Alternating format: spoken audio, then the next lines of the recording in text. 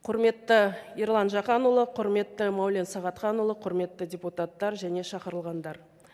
Қазақстан Республикасы Конституциясының 53 бабының 6 тармақшасына сәйкес Қазақстан Республикасы Конституциялық сотының Қазақстан Республикасындағы конституциялық заңдылықтың 2023 жылдағы жай-күй туралы жолдауын ұсынамын. Конституциялық заңдылықты бекіту мемлекеттің қабылданған барлық міндеттемелерді орындау, азаматтардың құқықтары мен міндеттерін сақтаудың тұрақтылығын қолдау, әркімге сот арқылы қорғалу құқығын іске асыру мүмкіндігін беру, адамның және азаматтың құқықтары мен бостандықтардың шектеудің мөлшерлістігі қабылданған міндеттемелер тиісінше орындалмаған жағдайда мемлекеттің жеке адам алдындағы конституциялық құқықтық жауапкершілігі міндеттерін көздейді. Республикалық референдум нәтижелері бойынша айқындалған конституциялық құндылықтар, заңнамалық және өзге де нормативті құқықтық актілерде құқық қорғау тетіктерін және қоғамдық бақылауды нығайту шаралардың логикалық және дәйекті көрініс тапты. 2023 жылы конституциялық бақылау органына азаматтардың 5000-нан астам өтініштері келіп түсті. Азаматтардың зейнеттақ заңнамасының, қылмыстық және қылмыстық процестік кодекстердің, әкімшілік құқық бұзушылық туралы кодекстің және жоғары соттың нормативтік қаулыларының жекелеген нормаларын Конституцияға сәйкестігін тексеру қатысты жүгінді.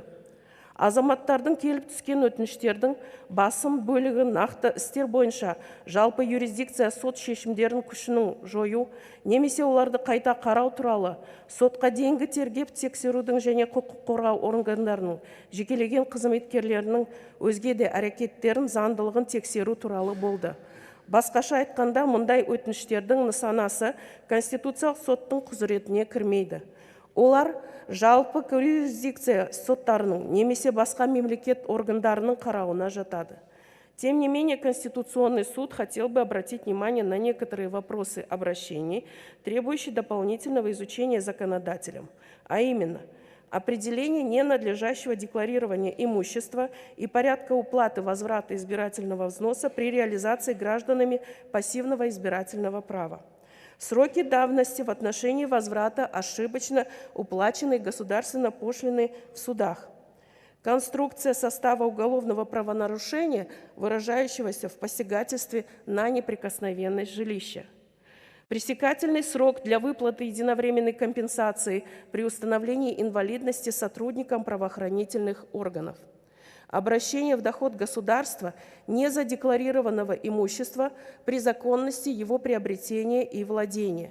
Безвозмездное получение в собственность занимаемого жилища из Государственного жилищного фонда гражданами, воспитывающими детей с инвалидностью. Условия возмещения стоимости принудительно изъятого земельного участка при невозможности его реализации и другие. Недостаточная регламентация правовых отношений и допущенные правовые пробелы создают условия для ущемления прав граждан и нарушения конституционных гарантий последних. Нередко граждане, обратившиеся в Конституционный суд, не смогли своевременно воспользоваться доступными правовыми инструментами из-за отсутствия необходимой осведомленности о действующих правозащитных институтах либо недоверия к ним.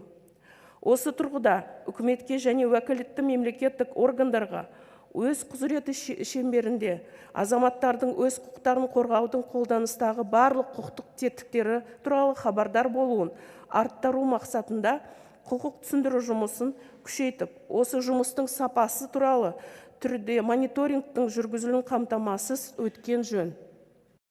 Белгіленген мақсатқа қол жеткізуде Конституциялық сотта азаматтардың атынан өкілдік етуге құқығы бар адвокаттар мен заң консультанттары ерекше рөл атқарады.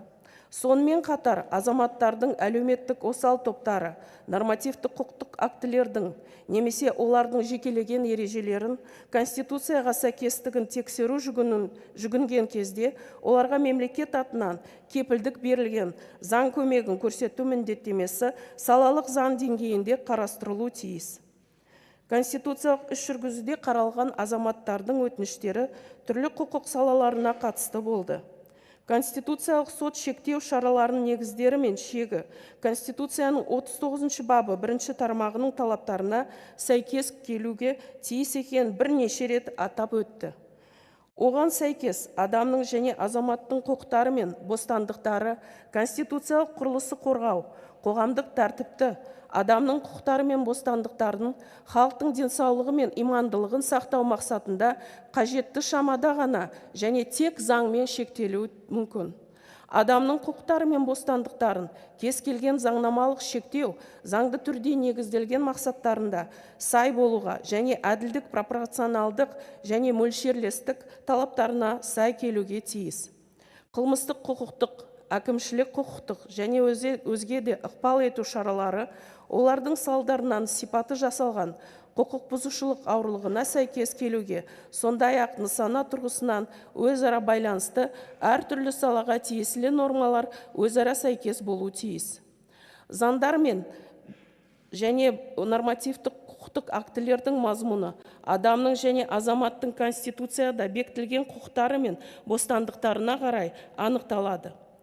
Өкінішке орай, конституциялық талаптар мен қағидаттары норма шығару процесінің қатысушылары әрдайым сақтай бермейді.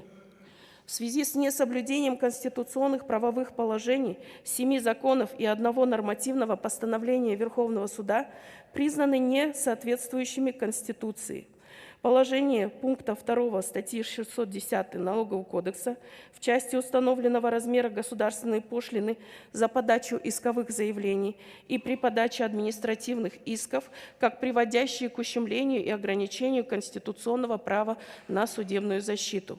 Положение подпункта 6 и подпункта 14 пункта 3 статьи 16 Закона о государственной службе, подпункта 11 пункта 2 статьи 38 Закона о воинской службе и статусе военнослужащих, подпункта 9 и пункта 2 статьи 6 Закона о правоохранительной службе в части установления бессрочного запрета на поступление на государственную службу в связи с несоблюдением соразмерности правовых ограничений, вытекающих из мер дисциплинарной, административной и уголовной ответственности за правонарушение против интересов государственной службы и государственного управления.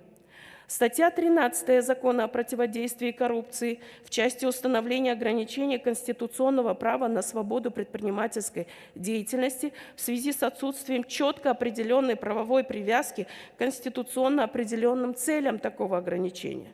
Части 3, 5 и подпункт 1 части 6 статьи 141 Уголовно-исполнительного кодекса в части установления разного количества краткосрочных и длительных свиданий с родственниками для осужденных, лишенных свободы на основании вступившего в силу приговора.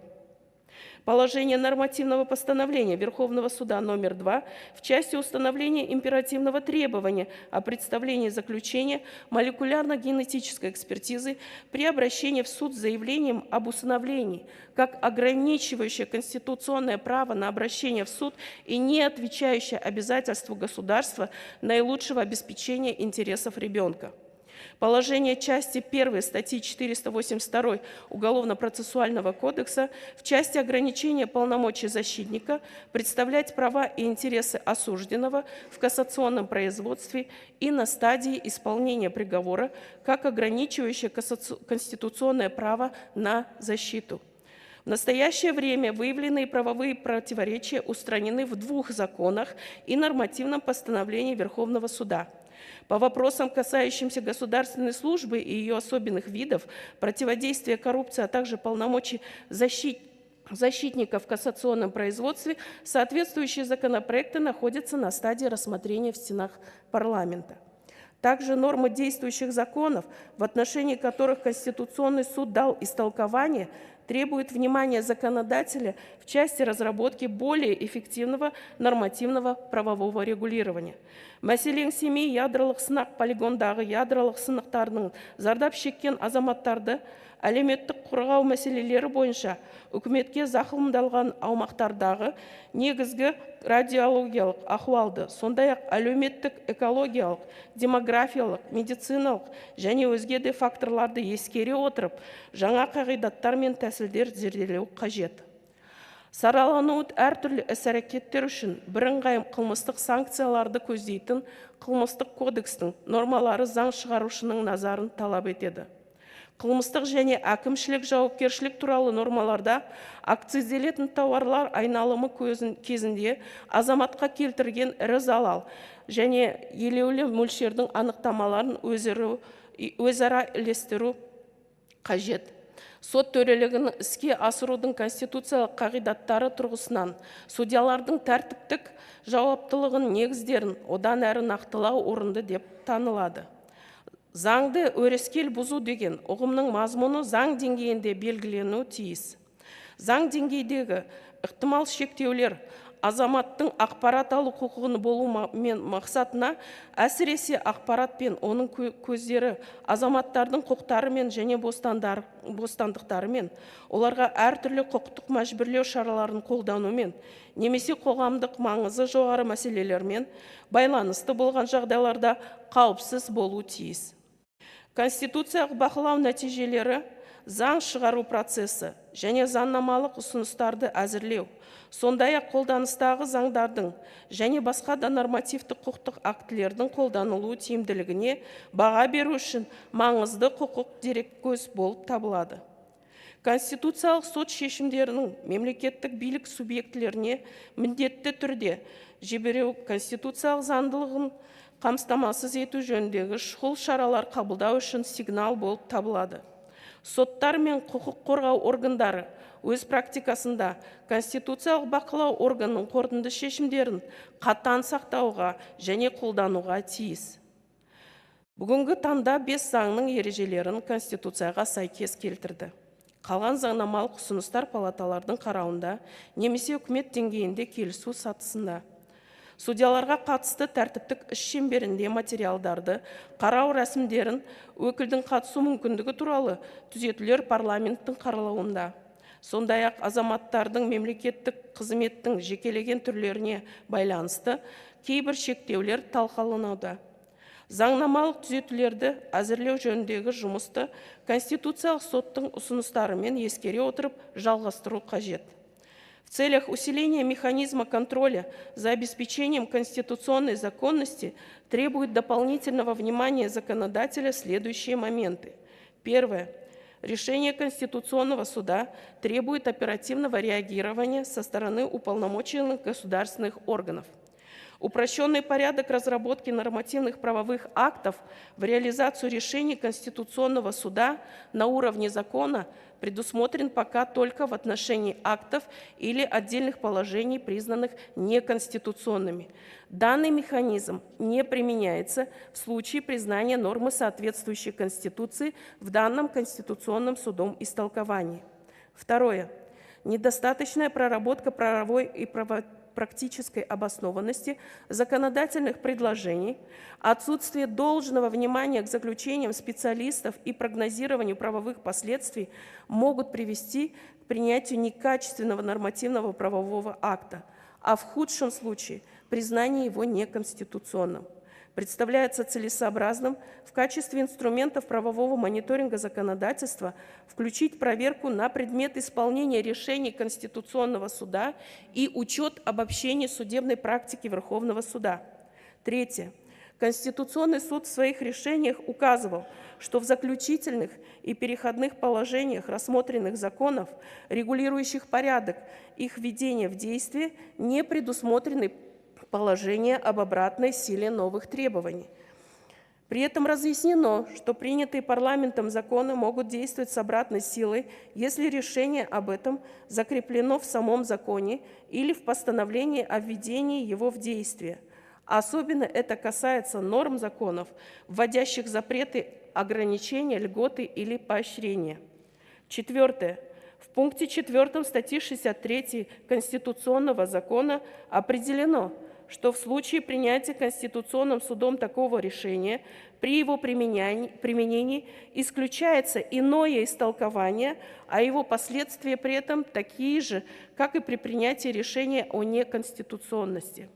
Целесообразно данный вид нормативного постановления Конституционного суда включить в перечень оснований для возобновления судом производства по вновь открывшимся обстоятельствам. Пятое. В обобщение судебной практики Верховного суда целесообразно включить анализ применения судами нормативных постановлений Конституционного суда.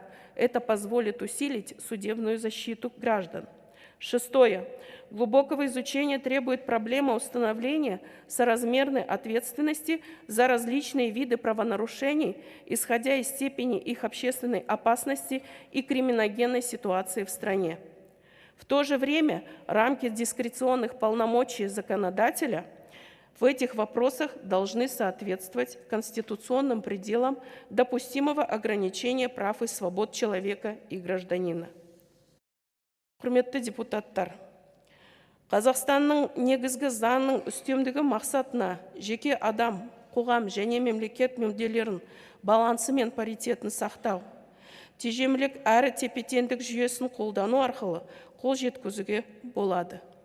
Демек, конституциялық заңдылықты қамтамасыз ету, әр мемлекеттік биліктің әрбір субъектісі және лауазымды адамның норма шығару процесіне және құқық қолдану практикасына қатысу шеңберінде міндетті. Рахмет.